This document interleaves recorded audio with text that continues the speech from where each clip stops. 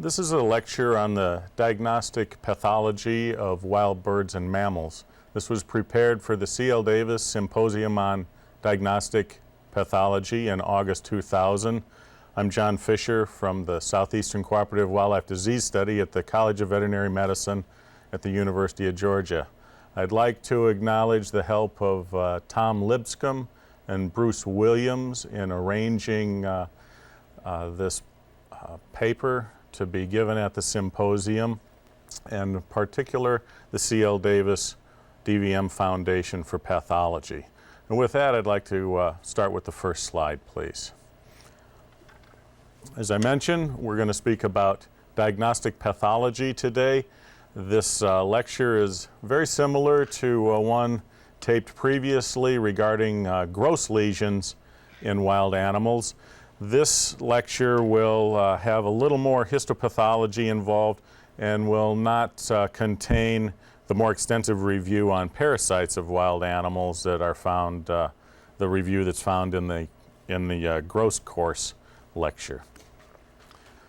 I'd like to begin by saying there are some very general considerations regarding diseases in wild animals. Number one is the fact that the diseases that you see in wild animals are generally the same diseases that you see in domestic animals. There are a few exceptions to this, but generally speaking, you're going to be looking at the same disease processes in both wild and domestic animals. So just because you're looking at a fox rather than a dog doesn't mean it cannot be canine distemper. Now, there are some diseases which occur only in captive or farmed wild animals and very rarely are seen in the free-ranging members of the same species. One example that comes to mind is malignant catarrhal fever, which is very rarely seen in free-ranging cervids but is not an uncommon problem in captive cervids. This review is going to cover both the captive and the wild animals and diagnostic pathology and the diseases of these animals. I'd like to acknowledge the many people that contributed slides and other material for this presentation. And some of the slides you'll notice the origin of them. There are a few slides that consist of photocopies of gross lesions from field manuals on wildlife diseases, but I'm very grateful for all the help folks gave me in putting this material together. Speaking of field manuals, there are a couple that I would like to mention. The Field Manual of Wildlife Diseases in the Southeastern United States, the second edition, is now available through the Southeastern Cooperative Wildlife Disease Study. This is an excellent, handy field manual with numerous gross color photographs. It is only $20 and is very good coverage of the diseases that you will see quite commonly in wild animals, primarily in the southeastern U.S. You can access order forms by going to the World Wide Web at www.scwds.org. Another field manual is available through the National Wildlife Health Center, the U.S. Geological Service, and that field manual is more devoted to migratory birds and federally protected species. With that background in mind, then, I'd like to begin with some diseases of birds, and we'll start with some viral diseases that we see in wild birds. Avian pox is a very common problem in free-ranging birds, and it affects virtually any wild species of birds. The lesions that we see in affected birds consist of multifocal proliferative lesions of the skin that also involve necrosis. Microscopically, you'll see hyperplasia of the epithelium with ballooning, degeneration, and large eosinophilic intracytoplasmic inclusions. Now, the dry form of this disease is seen on the external unfeathered areas, primarily the face and the legs of the birds. In the wet form, we usually see it in the gastrointestinal tract and the oral cavity on down through esophagus and crop. This is a wild turkey with multiple lesions of avian pox on the head. Avian pox is one of the most common diagnoses we make in wild turkeys in the southeastern U.S. This is a more acute case of avian pox in a wild turkey compared to this bird, which has a more chronic case that has developed into a diffuse necrotizing and crusty lesion on the head of this bird. Continuing on with the dry form of the disease, when we look at the legs, we see there are ulcerations in the epithelium, the cornified epithelium. And also, if you look at this microscopically, you'll see some epithelial hyperplasia and ballooning degeneration. This is the wet form of avian pox.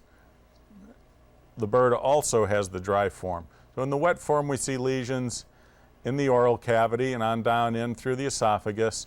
We also see lesions externally, so we have both dry and wet form of avian pox in this wild turkey. This is a golden eagle with the dry form of avian pox affecting the face. Microscopically, we see epithelial hyperplasia in the epidermis and numerous eosinophilic inclusion bodies that are cytoplasmic. We also note ballooning degeneration of the epithelium. In this higher magnification, we see the numerous eosinophilic intracytoplasmic inclusions that are so common in avian pox infections. Moving to another viral disease of birds, duck viral enteritis or duck plague is seen in ducks and geese. The lesion consists of multifocal necrotizing pathology in numerous tissues in the body, particularly in the intestines, where you may see annular bands due to lymphoid necrosis, particularly in the small intestine. There also may be a multifocal necrotizing stomatitis or lesions in the esophagus, the liver, and the spleen. Now, the classic lesion seen with duck viral enteritis are these is the multifocal necrotizing enteritis in an annular band. This is an external shot of the duodenum and a couple of these annular band type lesions from the serosal surface. If we look at the mucosal surface, we see this multifocal fibrinonecrotic and ulcerative enteritis in the intestine. As I mentioned, you may see lesions in multiple other tissues, including a multifocal necrotizing hepatitis. In some instances, you'll see a nonspecific epicardial petechiation or ecchymoses in some birds. You can also note that this is a disease that affects the birds acutely. This bird has a lot of body fat, indicating that it died very short order. This is an oral lesion with the fibrinonecrotic stomatitis in a duck. This is a lesion that is a little more diffuse, going from the esophagus down into the crop of a bird with duck viral enteritis or DVE. Microscopically, we'll often see a multifocal epithelial necrosis or lymphoid necrosis or hepatic necrosis. This is intestine of a ruddy duck, and the higher magnification shows an acute necrotizing lesion with some intranuclear inclusion bodies. A little difficult to see on the slide. In some of these nuclei, you can see, particularly right here, an eosinophilic intranuclear inclusion body, which is characteristic of herpes virus. There are other herpes viruses that we encounter in wild birds. In the raptors, we see herpes virus infections, and we also suspect that some of these infections are due to ingestion of pigeons, and the infection is actually with the pigeon herpes virus. Again, the lesions are of multifocal necrotizing nature and can occur in numerous tissues from the oral cavity and pharynx to the esophagus, trachea, liver, and spleen. This is a great horned owl with a multifocal fibrinonecrotic stomatitis due to an avian herpesvirus infection, and a multifocal necrotizing hepatitis, again in an owl due to a herpesvirus infection. There are some additional avian herpesviruses, such as that herpesvirus that causes the inclusion body disease of cranes.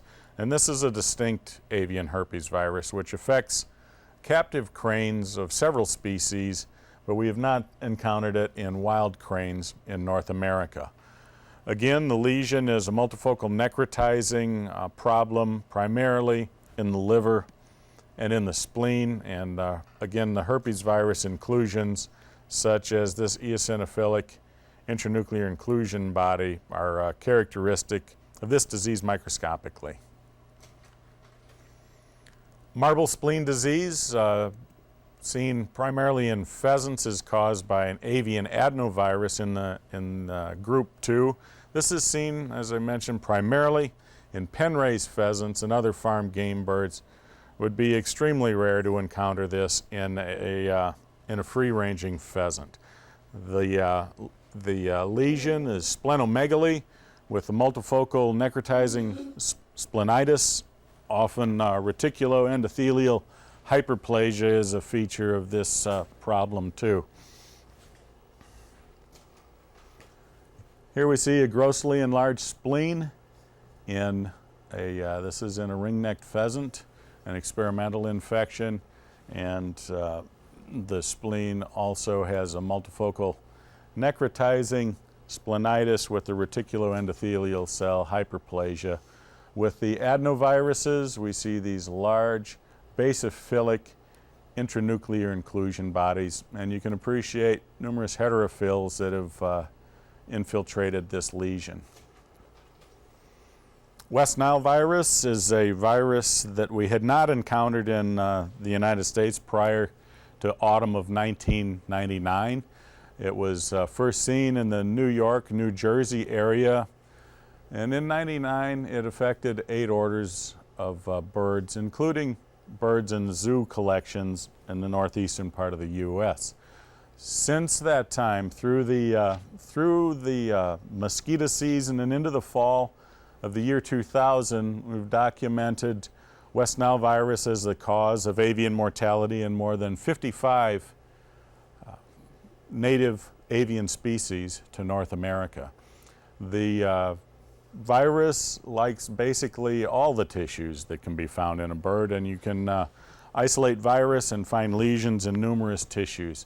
Some of the things you see grossly include splenomegaly and cerebral hemorrhage. There may be a lymphoplasmacytic meningoencephalitis, a myocarditis also in these birds, and really you may encounter multifocal acute necrotizing lesions in nearly any tissue in these affected birds. This is an American crow with some hepatic hemorrhage. The crows and jays, members of the family Corvidae, appear to be extremely susceptible to the virus and are a good indicator species if there's viral activity in the area. Dead crows are generally detected before positive mosquito pools are found. I'd like to acknowledge Tracy McNamara from the Wildlife Conservation Society as the source of these slides.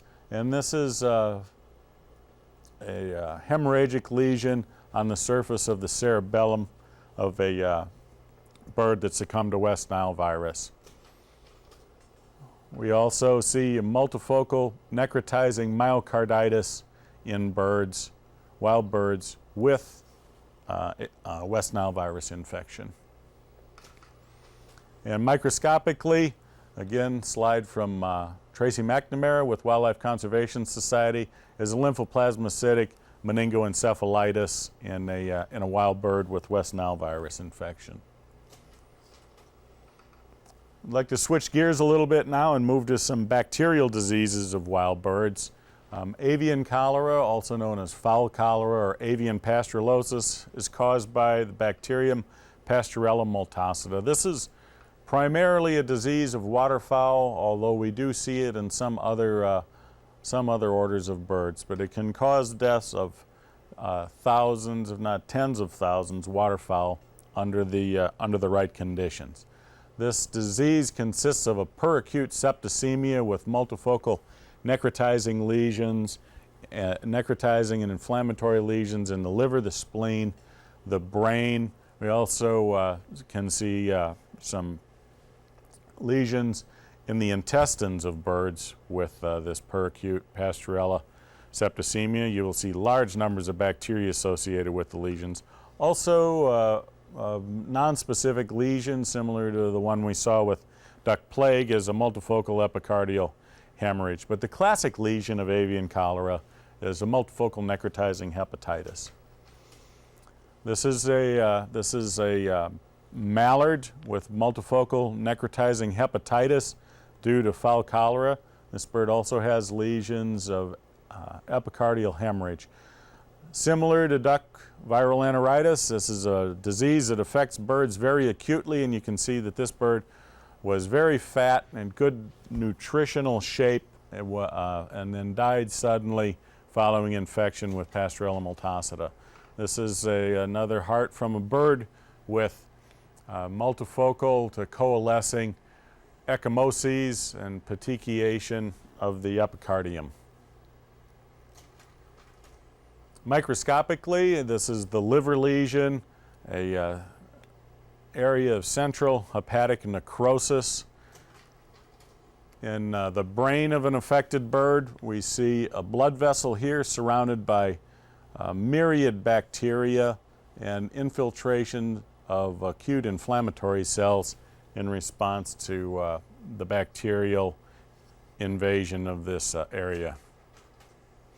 In the intestines, we also see numerous bacteria associated with a necrotizing lesion that is seen sometimes in avian cholera infections. A quick and dirty diagnostic test that can be performed when avian cholera is suspected is an impression smear of the liver or another tissue that contains multifocal necrotizing lesions, and a staining of this smear shows us the numerous Pasteurella multocida bacteria, which have this bipolar safety pin appearing staining characteristics. So this is something that will save you a little bit of time in making a diagnosis, try to separate things out between duck viral enteritis and avian cholera, and you can come up with this diagnosis without waiting overnight for the results of bacterial cultures, which of course are still going to be necessary. Avian tuberculosis we see in practically all avian species, but it's more frequently found in scavengers and in birds that are other types of birds that are associated with domestic livestock. As with other species, the lesion is multifocal caseous granulomas, and we see it especially in waterfowl. We'll see it in the livers of waterfowl. We'll also find lesions practically anywhere, including spleen, lung, intestines, and in the bones of affected birds. This is a multifocal granulomatous enteritis in a wild bird with avian tuberculosis. And this is a multifocal granulomatous, very severe hepatitis in a bird with avian tuberculosis. This bird also has an osteomyelitis due to Mycobacterium avium infection. Microscopically, we see the characteristic granulomas with a central core of necrosis surrounded by numerous multinucleated giant cells. And the multinucleated giant cells are very apparent in these infections. And with M. avium, it's oftentimes not very difficult to come up with acid-fast bacilli on specially stained sections that's stained with an acid-fast stain. And of course, bacterial culture is necessary to determine the organism that you're observing here on your acid-fast stain. Another bacterial disease, this one is not uncommon in wild birds, and it's particularly seen in small passerine birds, especially associated with bird feeders. Some of the finch species are commonly affected with avian salmonella, and it's when some of these outbreaks get going, it's not uncommon to have reports of numerous dead birds around bird feeders. The lesions that we see in avian salmonellosis can range from a focal to a diffuse fibrinonecrotic enteritis. We also may see lesions in the crops of these birds, and we might see granulomas almost similar to the tuberculosis granulomas in numerous other tissues, including skeletal muscle and heart. We see multifocal granulomas in this bird. This is a brown-headed cowbird affected with avian salmonellosis, and lesions throughout the skin and down into the musculature and possibly even into the bone of this bird. Another common site for lesions is in the esophagus and oral cavity of birds. And again, this is avian salmonellosis.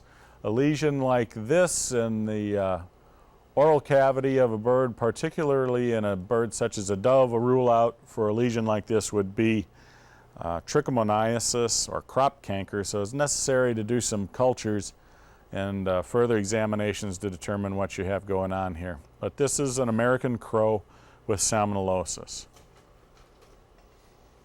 Mycoplasmal conjunctivitis is regarded as an emerging infectious disease in wild birds.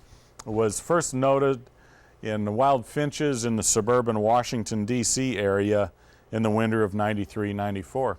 Since that time, the disease has spread to include the entire eastern range of house finches from Florida up into Canada. A Mycoplasma gallisepticum is the cause of this eye lesion that we see in wild birds. It's well known as an economic pathogen of domestic chickens and turkeys, where it causes chronic respiratory disease in chickens and infectious sinusitis in wild turkeys. In wild birds, it's seen primarily in house finches. It has been diagnosed in a few other species, including American goldfinch, a couple of grosbeak species, and purple finch as well. The lesion is one of unilateral or bilateral chronic conjunctivitis. There's an ocular discharge that's serous to mucoid. There's also frequently a discharge from the nares of infected birds. And also on microscopic examination, the lesion is characterized by epithelial hyperplasia of tissues in the conjunctiva, nasal turbinates. We may see lesions in the cornea or in the trachea of affected birds, and there's also some extensive chronic lymphoplasmacytic inflammation in these MG infections. This is a house finch with an inflamed conjunctiva, eyelid, feather loss around this inflamed area due most likely to self-trauma and rubbing this irritated lesion. There's also an extensive amount of nasal exudate that is accumulated on the bill of this bird and also in feathers of the head where the bird has been rubbing itself. This is an American goldfinch with Mycoplasma gallisepticum infection, and again, chronically inflamed eyelids due to this conjunctivitis. There also may be keratitis or inflammation of some other ocular tissues. This is a section of an eye from a bird affected with Mycoplasma gallisepticum. The retina is artifactually detached. This is lens and cornea here. This eyelid is closer to normal, whereas this lid is inflamed and enlarged, infiltrated by numerous lymphocytes and plasma cells. This is a bird, again, an eyelid from a bird with an MG infection, and we have epithelial hyperplasia that's resulted in numerous folds of epithelium here on the third eyelid, as well as this discoloration due to infiltrations of large numbers of lymphocytes and plasma cells. We see a thickened epithelium here and vast numbers of plasma cells, primarily with lymphocytes and also macrophages in the submucosa of the conjunctiva here. Another shot shows, again, epithelial hyperplasia with some folding starting here, and an infiltrate primarily, again, of plasma cells with numerous lymphocytes and macrophages as well. This is a cross-section of the nasal turbinates of a house finch with a Mycoplasma gallisepticum infection. This side is fairly normal compared to the other side, which has several lesions. You notice there's a hyperkeratosis going on the scrolls of the nasal turbinates on this affected side. There is necrosis and inflammation, quite a bit of debris in the nasal passages here. The lesion extends out into the cutaneous tissues on this bird as well. Again, this is Mycoplasma gallisepticum infection in a house finch, and this is the lesion seen in nasal turbinates. A closer shot of the affected side again shows this hyperkeratosis that's seen, and on this mucosal aspect here, there is necrosis, quite a bit of debris, and some infiltration by inflammatory cells. This is cornea from an affected house finch, and the corneal stroma here is a more acute lesion with necrosis and infiltrations primarily of heterophils in the cornea here. Again, this is Mycoplasma gallisepticum infection in a house finch. Ultrastructurally, we see on the epithelium of the conjunctiva mycoplasmal organisms that are adherent. They lack a cell wall but do have a bilayered cell membrane, and oftentimes a characteristic terminal bleb at the attachment site to the epithelium. These organisms can be quite pleomorphic in appearance when we take a peek at them with the transmission electron microscope. I'm going to switch gears now to some parasitic problems in wild birds. Scaly leg mites affect nearly all of the wild species. We see it in upland game birds, we see it in songbirds such as robins, and it's not an uncommon finding. Causative agent is the scaly leg mite of the genus Nematocoptes. Now, the lesions in these birds consist of a hyperkeratotic chronic dermatitis of the legs with scaling and crusting, and the mites are found within burrows in this thickened keratinized layer. This is an American robin with a diffuse dermatitis and hyperkeratosis of both legs and the feet. This is due to the scaly leg mite. Microscopically, this thickened dermis and epidermis contains tunnels or burrows with the mites apparent within these tunnels. These mites can be seen grossly on examination if you chip away a little bit of the keratin on these scaly lesions. The protozoal parasite Histomonus meleagritis is the cause of blackhead in wild turkeys. This is another disease which we commonly see in wild turkeys in the southeastern U.S. Now, the protozoa will severely affect some species, while infections are basically unapparent in other species such as the pheasant and the chicken. Severely affected species particularly include the wild turkey, also seen in grouse and chucker partridge and captive peafowl. The causative agent is protozoal, which is carried by a vector cecal worm, Heterachus gallinarum. The classic lesions of blackhead or histomoniasis in wild turkeys are subacute to chronic necrotizing hepatitis, and also a lesion that's generally a diffuse and fibrinonecrotic ulcerative lesion within the cecum of infected birds, and there may be actually a plug or a core of this caseous fibrinous material in the lumen of the ceca of affected birds.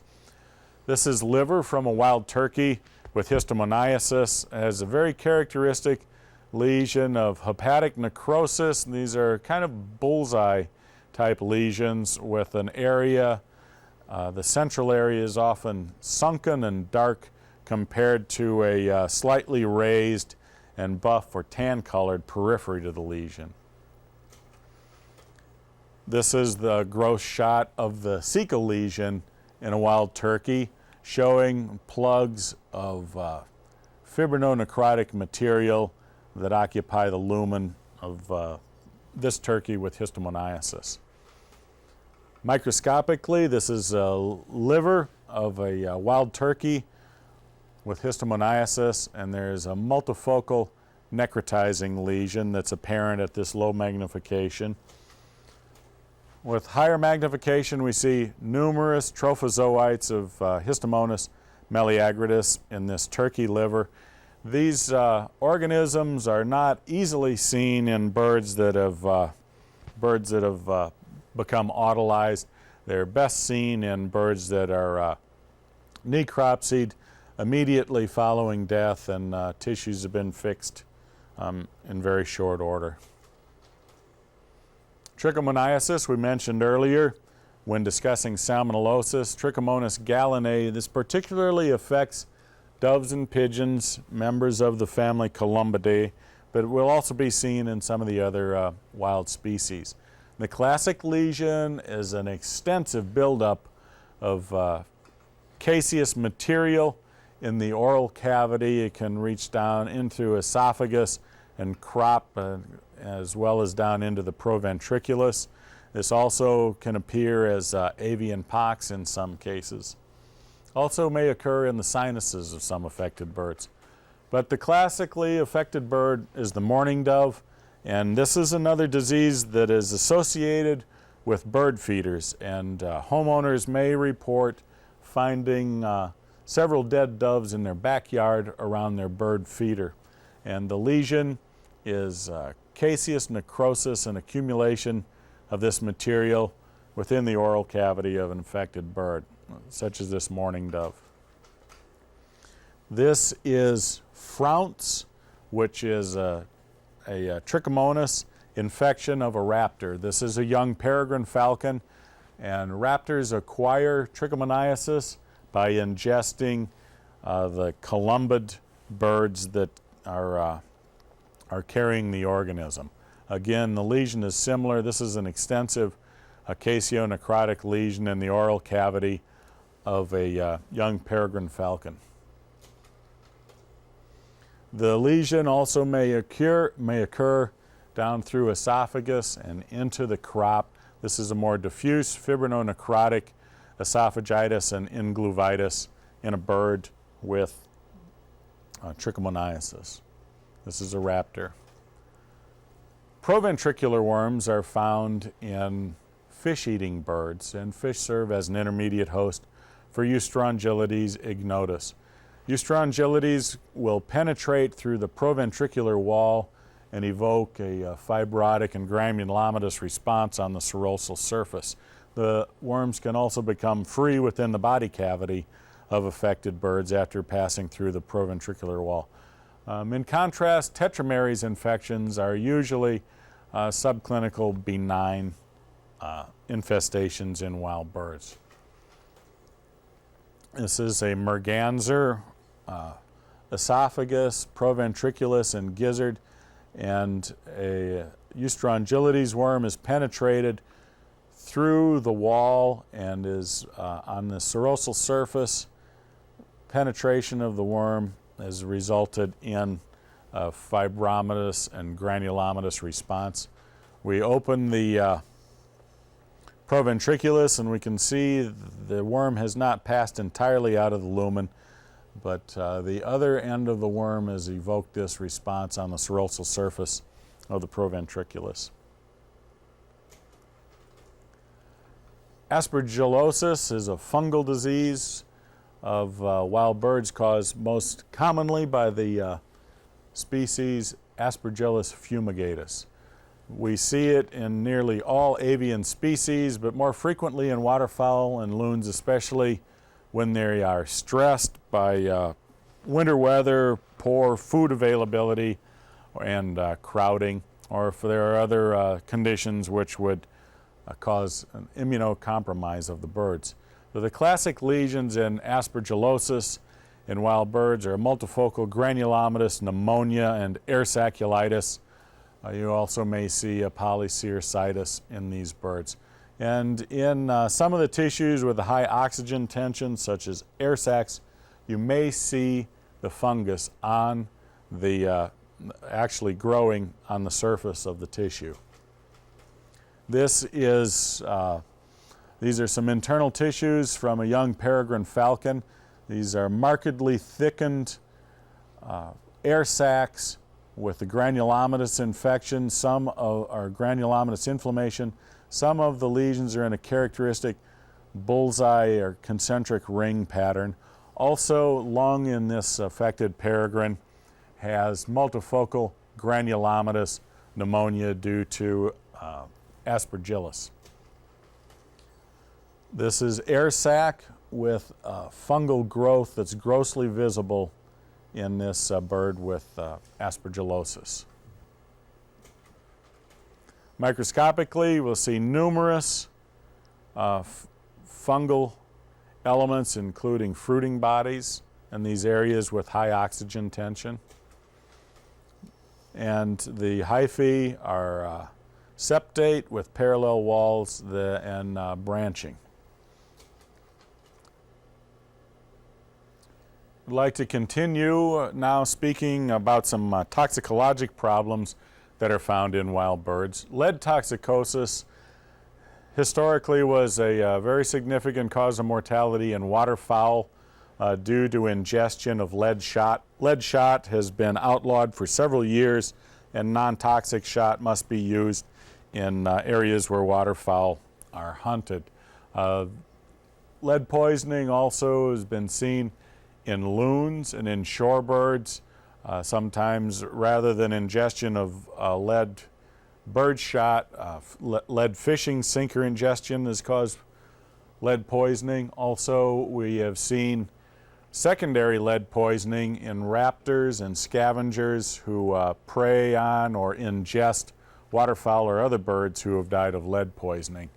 The lesions that we see in birds with lead poisoning, depending on the dose of lead that they receive, can vary from very acute disease process to a chronic disease process with emaciation. Some of the lesions that we'll see due to vagal paralysis is an impacted esophagus and proventriculus and gizzard. I mentioned emaciation, which we'll see in chronic cases, as well as distension of the gallbladder and a dark green bile staining of the mucosa of the gizzard and the adjacent liver. This is a young bird with lead poisoning and very marked distension of the proventriculus or proventricular impaction and distension. Another lesion which we may see in birds with lead poisoning is hydropericardium rather. And in birds with chronic lead poisoning, we have two gizzards here, one from a bird with lead poisoning, one normal bird, and you can appreciate the different character and the dark green staining of the mucosa of the bird suffering from lead poisoning. One disease process that is secondary to numerous disease processes and is a very nonspecific lesion in birds. We see it in a lot of chronic disease processes is visceral gout.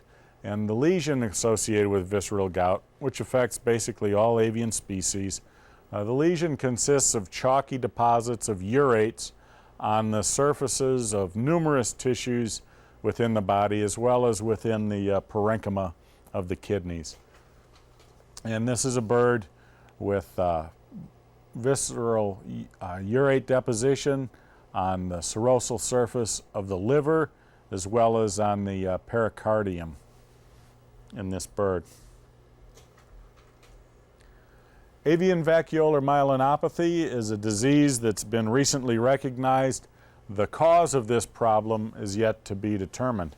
Previously, this disease has gone by the name of coot and eagle brain lesion syndrome or avian brain lesion syndrome. Affected species include the bald eagle and the American coot. There have been approximately a half a dozen species of wild duck that have been diagnosed with avian vacuolar myelinopathy or AVM. And the Canada goose, a few individuals have been diagnosed with AVM. In the winter of in the winter of 2000-2001, AVM was diagnosed in 2 great horned owls and also in a killdeer at a site where extensive bald eagle mortality was occurring due to AVM. There are no gross lesions with AVM. That microscopically there is an extensive vacuolation of the white matter that's due to intramyelinic edema. Inflammatory cells are lacking in these lesions. This is a bald eagle in Arkansas that succumbed to AVM. The disease has been diagnosed in bald eagles in Arkansas, Georgia, North Carolina, and South Carolina through 2001. It's believed that eagles acquire AVM by ingesting affected coots. This is an American coot that's mildly affected by AVM, which causes a central nervous system disease. This bird has one leg trailing behind it rather than both legs underneath him where he belongs while he's swimming along.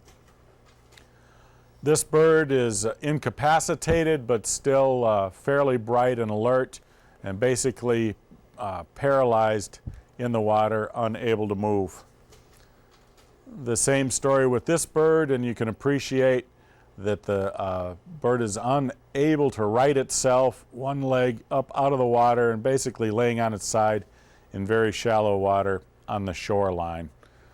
Some of these birds have been found actually swimming on their backs or lying on their backs in the water due to the central nervous system disease. Some are able to crawl up out of the water onto the bank. This bird has been here for a while with feces accumulating underneath, and mortality of these severely affected birds is not uncommon. They are also predated and scavenged. This is a mallard duck with AVM in North Carolina, and you can see a slight wing droop here. The wings aren't pulled up tight to the side. This bird is obviously unable to get up and run off, and you can see that one of the hind legs is out away from the body behind the bird. So microscopically, the predilection site for the lesion is generally the optic lobe of the brain. In milder cases, we'll see lesions only in the white matter of the optic lobe. And on the periphery here, and also more centrally, you can appreciate numerous vacuoles. This should be a dense pink tissue without any clear spaces in it. This is a more mildly affected bird. Again, the white matter of the optic lobe contains vacuoles. Other tissues are also affected. The white matter of cerebellar folia may contain vacuoles, as will white matter within the white matter tracts of the cerebrum and also in the brain stem and spinal cord. In some cases, we have seen vacuolation in peripheral nerves. This is much less common. This is sciatic nerve from a mallard with the mallard that we saw previously with AVM. Ultrastructurally, we see vacuoles within the white matter of the brain. This is more normal, dense myelin and laminae here. And characteristic of intramyelinic edema is separation of the myelin laminae at the interperiod line. So this is intramyelinic edema in avian vacuolar myelinopathy in the optic lobe of a coot. Now that concludes the tape on avian diseases, wild birds. And in a moment, we'll resume with the discussion on diagnostic pathology. We'd like to continue our discussion on diagnostic pathology of wild animals by addressing some of the common diseases that we see in wild mammals. Canine distemper is commonly found in raccoons and some canids, including the gray fox in particular. It's not found commonly in the red fox, but we also see it in coyotes. We see it in mustelids or weasels, including black-footed ferrets and skunks. Also, it has been diagnosed in large cats in Africa and in zoo collections in the U.S. The disease in wild animals is very similar to that seen in domestic animals, consisting of conjunctivitis and rhinitis, as well as diffuse interstitial pneumonia. Also, we might see some hard pad in affected wild animals due to foot pad hyperkeratosis. Microscopically, the lesions are pneumonia and encephalitis. We also see nonspecific lymphoid depletion. And morbillivirus, the canine morbillivirus that causes distemper, can have both intranuclear and intracytoplasmic inclusion bodies in various cell types. In canine distemper cases, these animals are immunocompromised and will oftentimes see some secondary problems such as toxoplasmosis, which is not common in animals that are in good immunologic status. We also might see various bacterial infections. This is a raccoon with canine distemper, and it's got a ocular discharge, a mucopurulent ocular discharge, as well as nasal discharge. Similar findings in this black-footed ferret with canine distemper with conjunctivitis and ocular discharge. Grossly, we also may see a diffuse interstitial pneumonia. This is a raccoon with canine distemper virus infection. Microscopically, in the lung, we see increased numbers of inflammatory cells, also fibrin and edema within the alveolar spaces. Syncytial cells also may be observed in the lung of animals with pneumonia due to distemper. In the brain, there's oftentimes an encephalitis. This is found here primarily around a blood vessel with some acute inflammatory cells, but more frequently we see the lymphocytes and plasma cells. This cell here, there's an eosinophilic intranuclear inclusion body that's present, which is consistent with canine distemper infection. In contrast to rabies, in which we see only intracytoplasmic inclusions. Parvoviral disease is one that we also see in wild animals, such as coyotes and wolves, due to canine parvovirus. Feline panleukopenia virus has been found in bobcats. There's a raccoon parvovirus that will cause clinical disease. It's generally seen in animals in rehabilitation facilities and other captive raccoons, and is extremely unusual to find raccoon parvovirus in free-ranging animals. Mink enteritis virus causes disease in farmed mink. This is not something that's seen with any degree of regularity in free-ranging animals. We'll move on to the Aleutian disease parvovirus in a moment after we cover mink enteritis virus and canine parvovirus. The lesion of canine parvo, feline panleuk, raccoon parvovirus, and the mink enteritis virus are all very similar and consist of a segmental hemorrhagic enteritis that's necrotizing with the depletion of the enteric crypts, and lymphoid depletion. Thymic atrophy and lymphadenopathy are very common with parvoviral disease. This is intestine of a coyote with the segmental hemorrhagic and necrotizing enteritis due to canine parvovirus. This is raccoon, also with segmental necrotizing enteritis.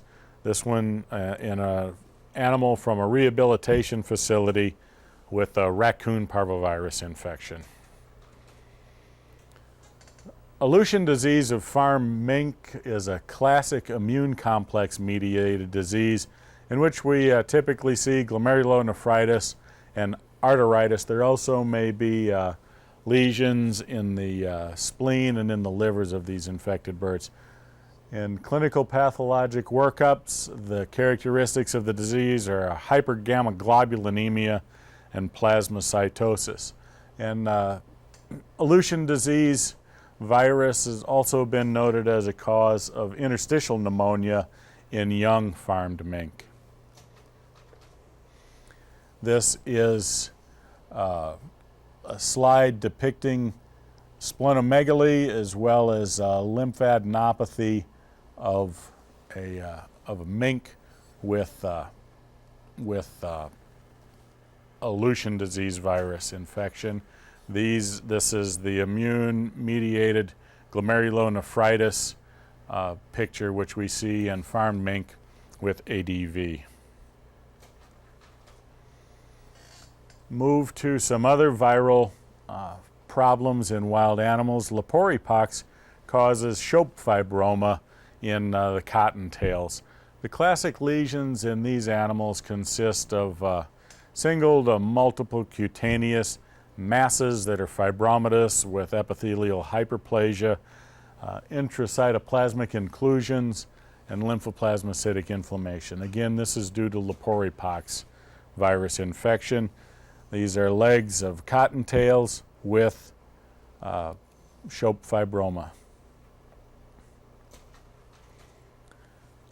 Leporipox of squirrels causes a squirrel fibroma, and the lesions are somewhat similar to those seen in rabbits with the Shope Fibroma. They consist of multifocal to coalescing cutaneous fibromatous masses, again with epithelial hyperplasia, cytoplasmic inclusions, and inflammation that is chronic nature with lymphocytes and plasma cells.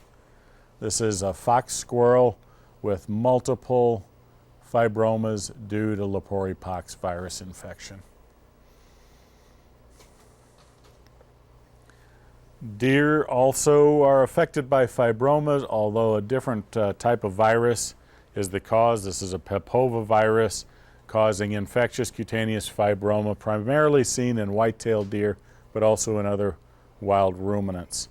The lesions, again, are cutaneous and fibromatous. They're multiple and proliferative. They may be flat and sessile or pedunculated. We often see these on the heads and hindquarters, primarily in male deer, although they also may be found in female deer. Microscopically, the lesion is a cutaneous fibroproliferative mass, again with epithelial hyperplasia. This is the head of a white-tailed deer with multiple infectious cutaneous fibromas. And the other area of the body where the lesions are most commonly seen are around the hindquarters. Again, multiple cutaneous fibromas on the hindquarters of a white-tailed deer. Hemorrhagic disease of deer is the most significant infectious disease of white-tailed deer in the southeastern United States. It's caused in the southeastern U.S. by either of two orbivirus types, the Bluetongue viruses or the Epizootic hemorrhagic disease virus. There's another hemorrhagic disease that has been diagnosed primarily in California that is due to an adenoviral infection, and we'll get to that in a minute. For the time, we'll discuss the orbiviruses, EHD virus and Bluetongue virus. This disease affects primarily white-tailed deer, although there are other deer and other wild ruminants that may be infected. The viral infection is primarily of vascular endothelium and with resulting loss of vascular integrity as the cause of the lesions. Hemorrhagic disease of white-tailed deer, we subdivide into the peracute, the acute, and the chronic forms. In the peracute form, there is vascular damage resulting in loss of serous fluid from the blood vessels. In the acute form, vascular damage is more severe and results in loss of the cellular component from the blood vessels. Also results in thrombosis and infarctions of tissue, resulting in necrosis, primarily seen in the GI tract of these affected animals. Also on the feet. In the chronic form, we may see again infarctions and ulcerative lesions within the oral cavity and in the rumen. And again, we may see lesions on the hoofs due to interruptions in the growth of the hoof wall because of loss of vascularity to the region. This is lung tissue with marked interlobular pulmonary edema in the peracute form of hemorrhagic disease. In the acute form of hemorrhagic disease, we'll see the multiple hemorrhages. These can occur in nearly any tissue.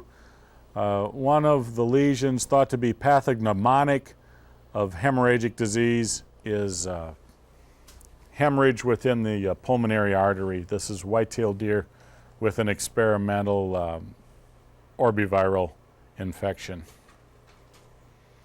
Lesions are commonly found in the oral cavity.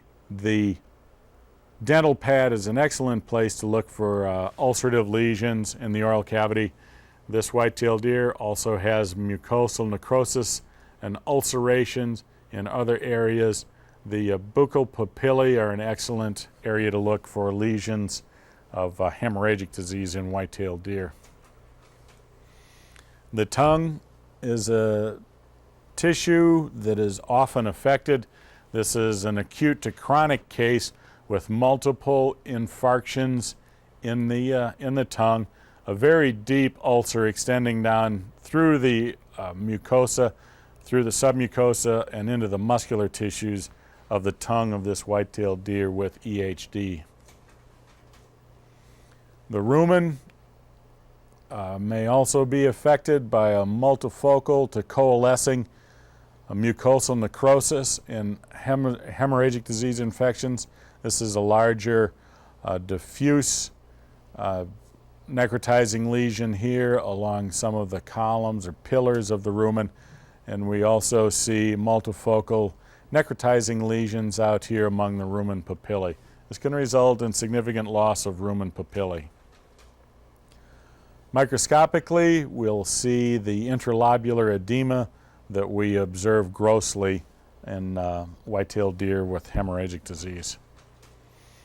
Also, we'll see in buccal papillae or on the tongue multifocal necrotizing lesions due primarily to vascular lesions and thrombosis causing infarctions and death of primarily the epithelial tissues. This is in the brain of a white-tailed deer with hemorrhagic disease, and there is, in addition to the inflammatory lesion surrounding this cerebral blood vessel, there is a hyperplasia of the vascular endothelium in this animal. As I mentioned earlier, there's another disease of deer that is caused by adenovirus. These slides were contributed by Leslie Woods from California, who's worked extensively with this disease since it was first recognized earlier in the 1990s. Again, we see an animal. This is a deer with extensive interlobular pulmonary edema. Lesions are also found in the oral cavities and the dental pad of black-tailed deer with adenoviral hemorrhagic disease. Lesions are also seen in the rumens of deer with adenoviral hemorrhagic disease. And as you can see, the picture is quite similar to that of orbiviral hemorrhagic disease. There's a severe hemorrhagic enterocolitis seen in this animal with adenoviral hemorrhagic disease. And this is a lesion that may develop also in white-tailed deer with orbiviral hemorrhagic disease. Microscopically, the picture is very similar to that seen in orbiviral hemorrhagic disease. This is interlobular pulmonary edema due to adenovirus. And the primary difference in the adenoviral disease is going to be adenoviral intranuclear inclusion bodies that are visible in vascular endothelial cells. Move now to malignant catarrhal fever, which is caused by a gamma herpes virus. Two forms of it seen in, primarily seen in cervidae, and these are captive deer, also seen in some bison and other ruminants. We just do not see this commonly at all in free-ranging animals.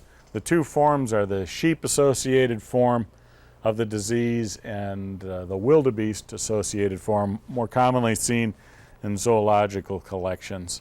But the clinical picture and the pathology of the two forms of the disease are virtually identical. They will consist of multifocal necrotizing and fibrinous and ulcerative lesions of the epithelial surfaces, basically from stem to stern. There can be lesions on the muzzle and then the nasal tissues and ocular tissues. Sometimes we'll see corneal edema in addition to epithelial damage of conjunctiva. We also may see multifocal nodular pale-colored masses in multiple tissues, and this is due to the lymphoproliferative nature of malignant catarrhal fever. In addition to the epithelial, the necrotizing lesions and epithelium, we may see this lymphoproliferative lesion that's generally vasocentric in origin or in distribution, and the classic microscopic lesion is that of a fibrinoid vascular necrosis in malignant catarrhal fever. There's also a chronic form of MCF in bison and cattle, and this is characterized by obliterative arteriopathy. This is white-tailed deer with a fibrinous, necrotizing nasal dermatitis and rhinitis due to a malignant catarrhal fever. The abomasum of this animal has multifocal epithelial necrosis and ulcerative lesions. The heart of this animal has this lumpy, bumpy appearance with multiple pale nodules. These consist of lymphoproliferative lesions that we'll have a peek at in just a moment microscopically. Also a nondescript epicardial hemorrhage or ecchymotic hemorrhages that are nonspecific. Microscopically, in myocardium, the white lumps that we were seeing grossly, when you observe them microscopically, you'll see they consist of lymphoproliferative tissues that generally are vasocentric in orientation. These are large numbers of lymphoid cells in the heart of a deer with malignant catarrhal fever. And then microscopically, the classic lesion of MCF in wild animals as in captive wild animals as in domestic animals is a fibrinoid vascular necrosis with inflammation. Rabies is a very well known and highly feared viral disease of wild, primarily wild canids, although also raccoons are affected. Rabies viruses also are commonly found in bats, and it's the bat-associated strains of rabies virus that are most commonly associated with human infections in the USA. We do not see gross lesions in animals with rabies, but we do see microscopically inflammation of the brain with eosinophilic cytoplasmic inclusions in neurons. These are Negri bodies that are especially apparent in the hippocampus in carnivores and are most easily found in the Purkinje cells of the cerebellum of the herbivores. This is a low mag shot of the encephalitis, primarily a perivascular origin here in the brain of this animal with rabies. This is an area of necrosis and inflammation in the brain of an animal with rabies. The cytoplasmic inclusions are difficult to see at this magnification. There are some in this neuron, also a small inclusion right here in the cytoplasm of that neuron. Moving to some bacterial diseases of wild animals, Francisella tularensis is the cause of tularemia or rabbit fever, primarily seen in cottontails and jackrabbits and other lagomorphs. There's another group of animals that are affected, muskrat and beaver, water-associated mammals. But the infections can occur in numerous species, both wild and domestic. The classic lesion of tularemia is multifocal necrotizing hepatitis and splenitis. There also may be lymphadenitis or abscessed lymph nodes. We will sometimes see a fibrinopurulent pneumonia or a necrotizing enteritis or fibrinous peritonitis in animals with tularemia. This is liver from a cottontail rabbit with tularemia with the classic lesion of multifocal necrotizing hepatitis, and this is due to a septicemia with Francisella tularensis. Abscessed enteric lymph nodes are observed in this cottontail with tularemia. This is from a beaver with tularemia, the lesion of multifocal necrotizing hepatitis and splenitis were found in this animal with tularemia. Tizer's disease is due to Clostridium piliformis. This is seen in muskrats. It's also a disease that's found commonly in numerous domestic mammals. In wild muskrats, captive coyotes, and experimentally this disease has been seen in cottontails. It's not an uncommon disease in laboratory rabbits. It's characterized by focally extensive necrotizing and hemorrhagic lesions in the large intestine and cecum. We also see a multifocal necrotizing hepatitis. This is muskrat, and Ted Layton was kind enough to loan me this slide. This animal has multifocal necrotizing hepatitis and also the necrotizing and hemorrhagic lesions in the cecum of this animal. Microscopically, we see a multifocal necrotizing hepatitis, just as in domestic animals, and we look for the stacks of matchsticks, the causative agent in specially stained section here of liver from an animal with Clostridium piliformis infection. A brain abscess is a problem that we see primarily in white-tailed deer, especially in antlered bucks, and the lesions are associated with the antler pedicels. Bacteria apparently gain access through the skull. In this area, it may be associated with antler rubbing or possibly fighting among bucks. The lesions in these affected animals can range from focal abscesses to diffuse suppurative meningoencephalitis. This is a male white-tailed deer with a single large abscess located in the cerebrum. Pasteurella multocida was isolated from this animal, but Arcanobacterium pyogenes is the most commonly isolated bacterium from animals from deer with a brain abscess. Brain abscesses in white-tailed deer also may be characterized by a diffuse suppurative meningoencephalitis rather than a focal brain abscess as we saw in the previous animal. I'd like to continue our discussion on bacterial diseases in wild animals, discuss tuberculosis caused by Mycobacterium bovis. This is bovine TB, which is a problem in free-ranging white-tailed deer in Michigan, also bison in Canada, and has more recently been recognized in free-ranging elk at Riding Mountain National Park, also in Canada. Historically, this has been a problem in captive elk and deer, which has largely been eliminated from these captive animals. As in cattle, the lesions consist of multifocal granulomas, particularly in lymphoid tissues, the lymph nodes of the head, thorax, and abdomen. We also see a multifocal granulomatous pneumonia and pleuritis. In elk, the lesions may be more pyogranulomatous with abundant purulent material. This is lymph node from a white-tailed deer with bovine tuberculosis with caseous necrosis.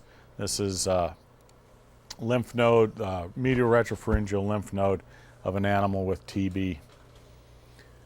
The pleuritis this is a white-tailed deer from Michigan with multiple granulomatous lesions on the parietal pleura in the rib cage. This is a lung of a white-tailed deer with multifocal granulomatous pneumonia due to bovine tuberculosis.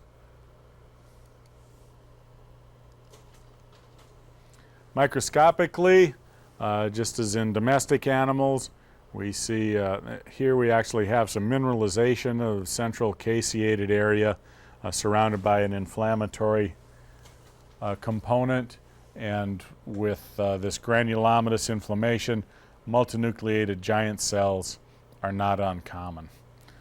It's more difficult to find acid-fast bacilli in these cells than it is in avian tuberculosis infections. Brucellosis is a problem that's endemic in the greater Yellowstone area in the western U.S. in elk and bison, also in bison in Wood Buffalo Park of Canada. Brucella suis biotype 4 causes problems in reindeer and caribou in the northern climates. In elk and bison, we may see necrotizing placentitis, epididymitis, and orchitis due to brucellosis. This is placenta with multifocal decoalescing necrotizing placentitis in bison due to infection with Brucella abortus. Testicular or epididymal lesions resulting in swelling and granulomatous inflammation also may be seen in bison, male bison with brucellosis. Dermatophilosis is a problem that we see primarily in deer, but also in other species of wild animals, and certainly it's not uncommon in farm animals. The lesion is characterized by alopecia and hyperkeratosis, a very crusty lesion. There also may be pustular dermatitis involved. This is a young white-tailed deer with dermatophilosis affecting the ears and other skin on the face of the animal.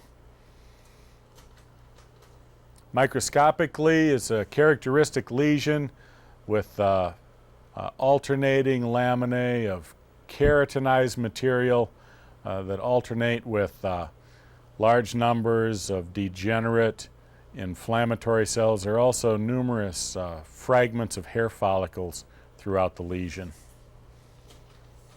And with higher magnification and proper stains, the causative agent with this characteristic railroad track appearance is visible in the affected tissue, and this again is Dermatophilus congolensis.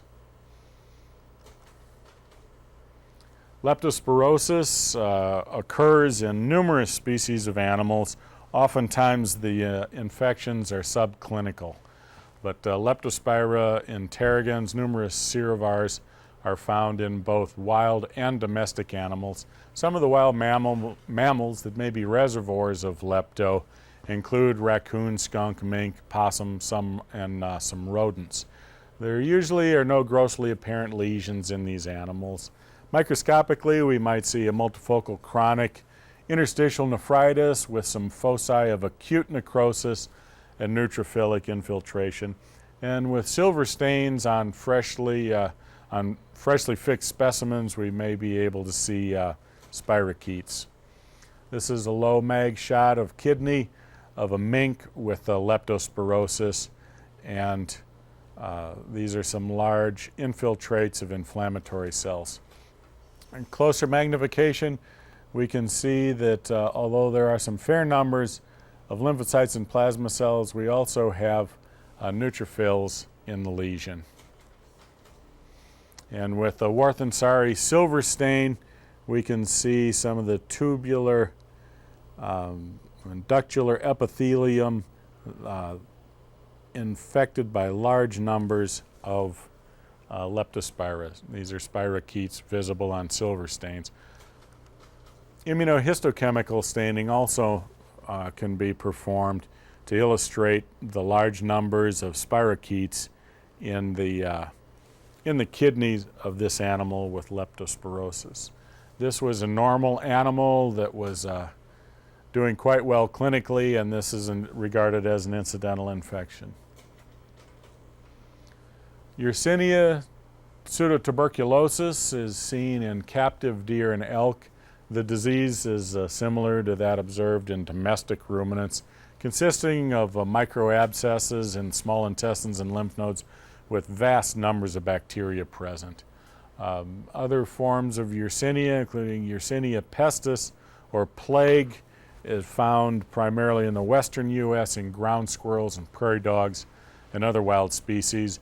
Those animals have septic lesions, including suppurative lymphadenitis and multifocal necrotizing hepatitis and pneumonia. This disease has become of greater concern because of growing popularity of prairie dogs as pets and capture and movement of prairie dogs from areas where plague is endemic to be sold as pets. This is intestine from a captive deer with Yersinia pseudotuberculosis. There's a necrotizing enteritis here and vast numbers of bacteria associated with the lesion. Again, that's Yersinia pseudo-TB and captive deer. We'll talk about some parasitic problems in wild animals. Sarcoptic mange is one of the most frequently diagnosed problems that we see in red foxes in the southeastern U.S. The disease also occurs in the coyote. The lesions can become very generalized and severe with a generalized alopecia or a crusty hyperkeratotic dermatitis, also may be pustular. And these generalized cases may result in emaciation and death of the animal. This is red fox with a diffuse crusting dermatitis, epidermitis due to infection or infestation with Sarcoptes scabiei. It's a closer shot of another animal with a severe diffuse dermatitis and epidermitis due to scabies. This coyote was suffering from a diffuse or generalized alopecia, also some some lesions in the skin, probably due to self-trauma from scratching these lesions. Microscopically, we see the mange mites up in the epidermis rather than down in the dermis or in the hair follicles. These are numerous sarcoptic mange mites in the epidermis of a fox with a generalized scabies infection. Demodex affects numerous species of animals. We see it in white-tailed deer. It's generally a host-specific species of Demodex. We also see demodectic mange in squirrels and other species. The lesions can be mild to severe alopecia with dermal thickening and pustules. This is a squirrel with a focally extensive alopecia due to demodectic mange. This is skin from a white-tailed deer with demodectic mange, and it shows the dilated hair follicles containing vast numbers of the mange mites. There's a typical cigar-shaped form of Demodex. Also can appreciate the dermal inflammatory infiltrate here and some necrosis and inflammation of the epidermis. This again is demodectic mange in a white-tailed deer. Chiggers or trombidiosis. This is another mite infestation we see in numerous mammals. Primarily our diagnoses are obtained from white-tailed deer that are killed by hunters who notice an orange discoloration of the face of the animal. The lesions are usually fairly mild and consist of alopecia and exudative dermatitis, primarily around the eyes and the muzzle. The orange granular material consists of larval mites. Chronic inflammation that's lymphoplasmacytic and eosinophilic is associated with attached mites. They drill down through epidermis into the dermis and structures called stylosomes, which are feeding tubes, and these initiate an intense inflammatory response and fierce itching. This is muzzle of a white-tailed deer with a severe chigger infestation. Again, this animal was clinically normal, and this was observed after the animal was killed by a hunter. These are individual larval mites visible on the muzzle of this animal. Microscopically, we see vast numbers of the mites at the superficial surface, and then the stylosomes. We'll take a little higher mag look at this in a moment, but an extensive infiltrate, primarily lymphocytes, plasma cells, and eosinophils associated with the stylosomes, causing necrosis and an intense inflammatory response in the skin of these animals. Nasal bots are non-pathogenic, but they are frequently found in white-tailed deer and other cervids, and they may be a matter of concern for hunters or others who obtain wild deer and find botfly larvae within the pharyngeal spaces. Again, these are not significant. They're very commonly found in free-ranging white-tailed deer, large fly larvae in the pharyngeal area. I might add that those bots may migrate after death and be found in the chest cavity or trachea or in other tissues of the head, and that's when they become of concern to folks who aren't familiar with them. The giant liver fluke, Fascioloides magna, is found commonly in some areas in white-tailed deer who are regarded as the definitive host. Other wild ruminants, including moose and elk and some exotic deer, are susceptible to clinical disease. White-tailed deer generally do not develop clinical disease unless they're very severe infestations.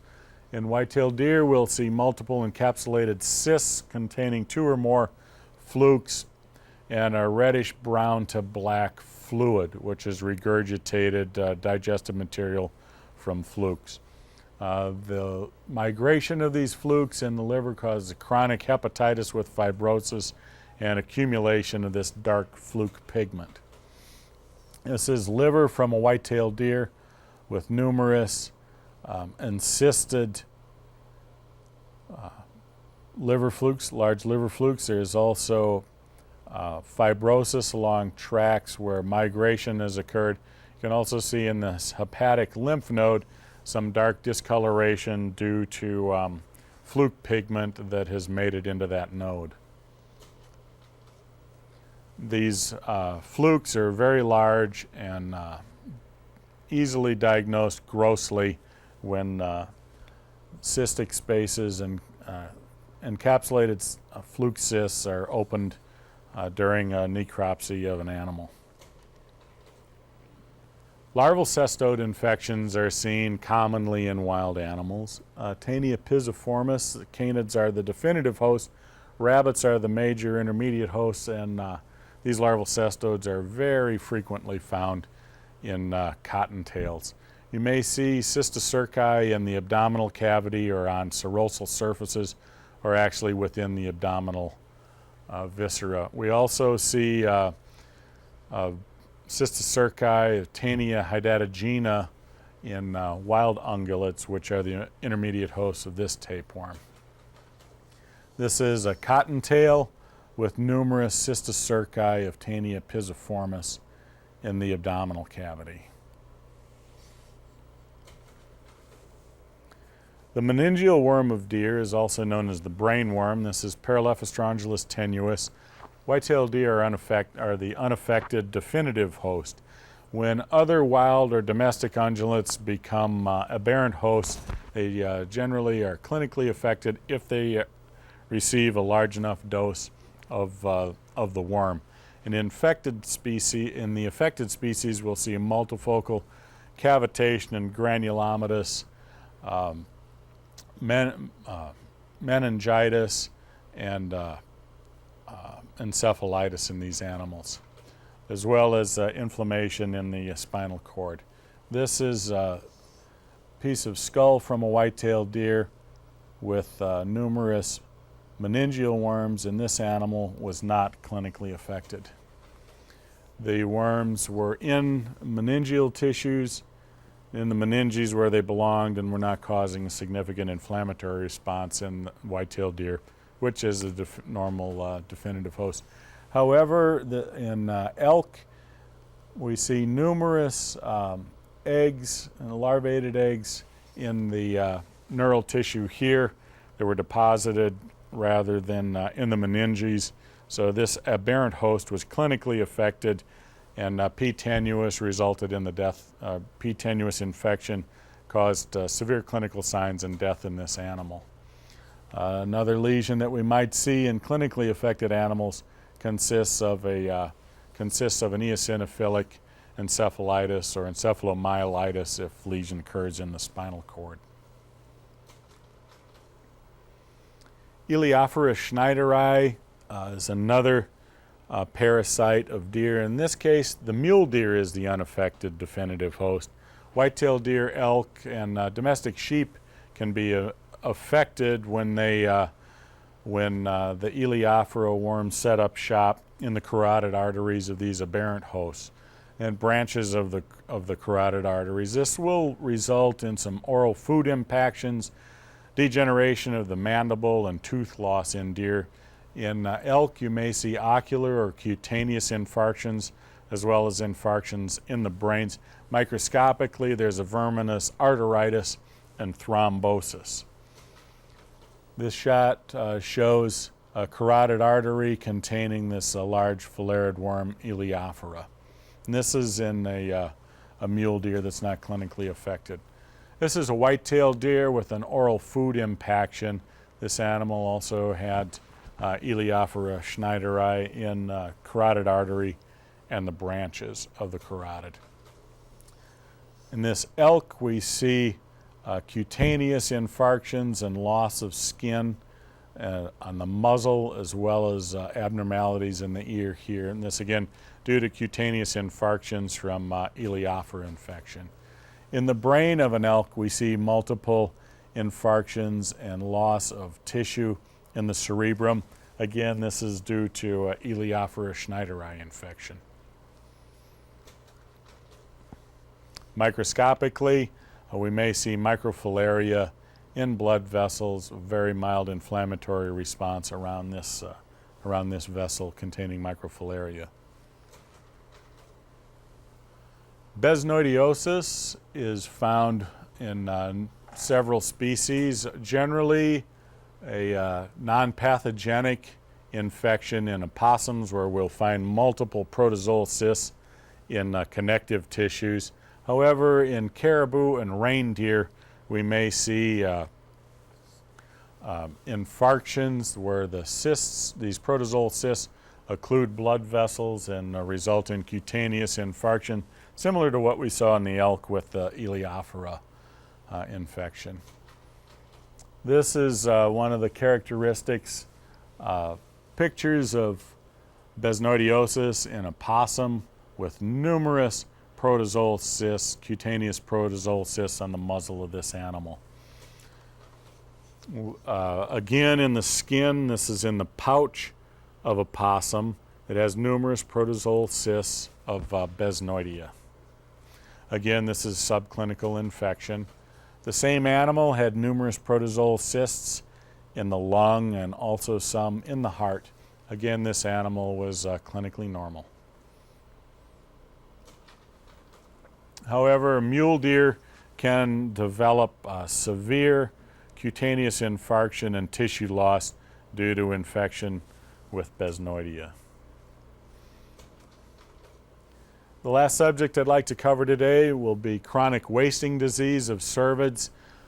This is one of the members of the transmissible spongiform encephalopathy family. A prion protein is the suspected etiology.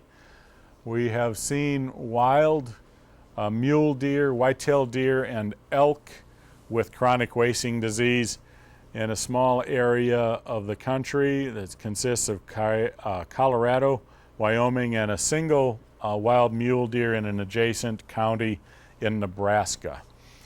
In several states, 5 states and the province of Saskatchewan, we've seen chronic wasting disease in captive elk facilities.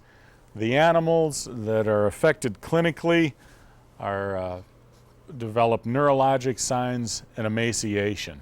The neurologic signs consist of gait abnormalities, staggering, circling, hypersalivation, drinking excess amounts of water. Similar to the other transmissible spongiform encephalopathies, the lesion microscopically consists of vacuolation or spongiform change, particularly involving the neurons. The obex within medulla oblongata is the preferred site to examine for diagnosis of chronic wasting disease of cervids. This is a captive elk with chronic wasting disease. You can see that this animal looks very dull, is not alert. There is hypersalivation. The ribs are quite evident because this animal is undergoing the emaciation of chronic wasting disease. That concludes our discussion on diagnostic pathology of wild birds and wild mammals.